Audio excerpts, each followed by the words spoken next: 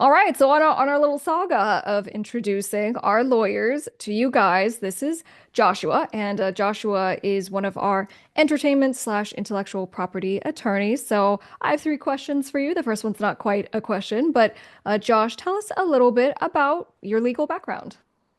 Yeah, thanks, Crystal. So I started going to school for music business, and that's where I really got the taste of all of the kind of the contracts and stuff.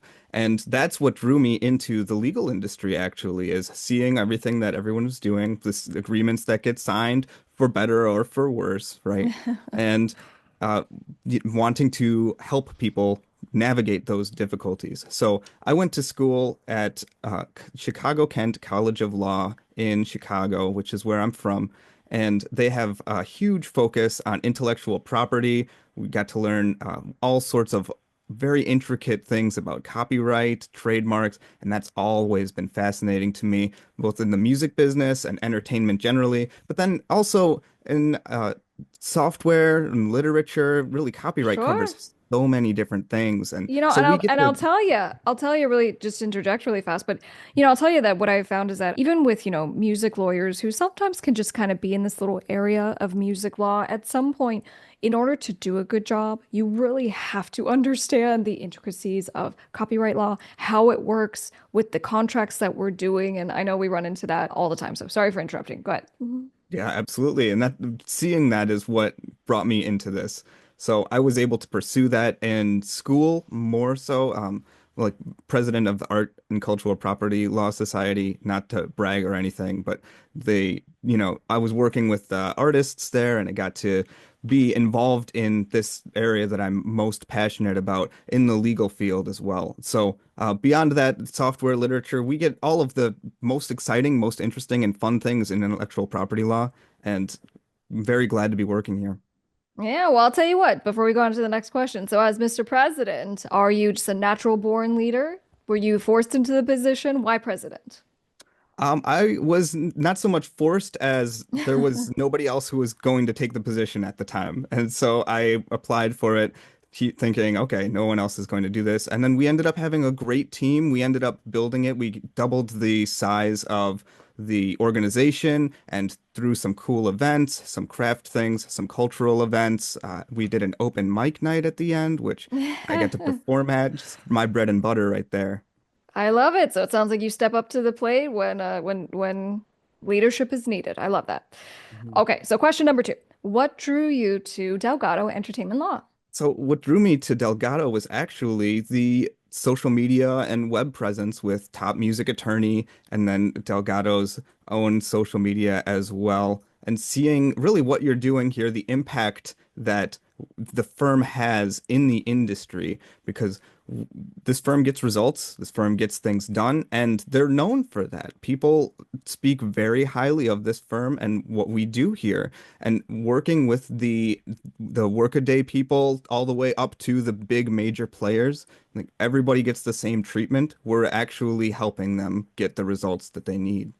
Yeah, we have all kinds of things that give us guidance as, a team. And, we have things like turnaround times and quality control and all this, but we're so big on just making sure we get results to where we're just like, if someone hasn't responded to our demand letter, we're like, where are they at? Where do we need to drive to? Not quite that extreme, but just being always creative of just like, we really truly want to help our clients get the best deals and to help them put out fires and problems. And sometimes it's about even absorbing stress and being like, you know what? You got this really tough situation. We're going to step in, we're going to handle it for you. So I appreciate that every person on the team, including yourself, carries those mission statements in who you are as a person. And I'm so proud of our team here at the firm. Yes, we have a great team here, and every single member that we have worked with is so passionate about what we're doing. And it really is refreshing to be on a team that's like that. All right, question number three. Outside of law, because what we do, we have a lot of fun with.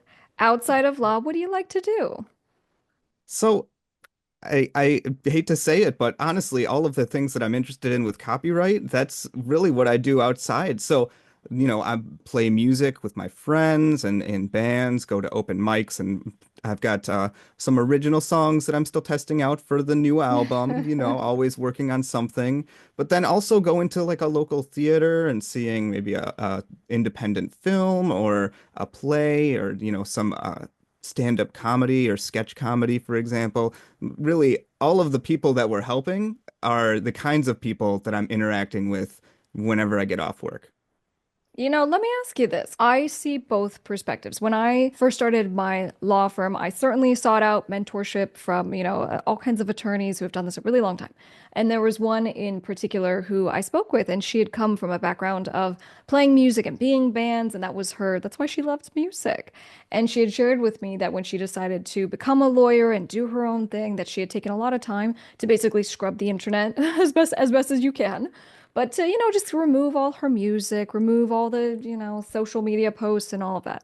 And I go, that's interesting because it's very different than my perspective on I very much embraced my art and I continue to put out music. And so just, again, neither is right or wrong, but just different perspectives. What's your feeling on it? It sounds like you're more of the put out your music and do your thing. Yeah, so I'm somewhere in between. I don't think I could stop playing music if I wanted to first. So, I have it's a drive from within, and I think a lot of musicians get that. But as far as releasing stuff out there, I do have a stage name that I do not share publicly with everyone, and has not been an issue for me since, as far as I keep them separate. You can see my face somewhere, so maybe someone would find it, but it's it's not something that I connect. So I didn't feel the need to scrub everything, to scrub the internet of all of my songs. And if someone finds it, please listen to my stuff if you like. But I don't promote my music through the legal side of the work, uh, as kind of like in between.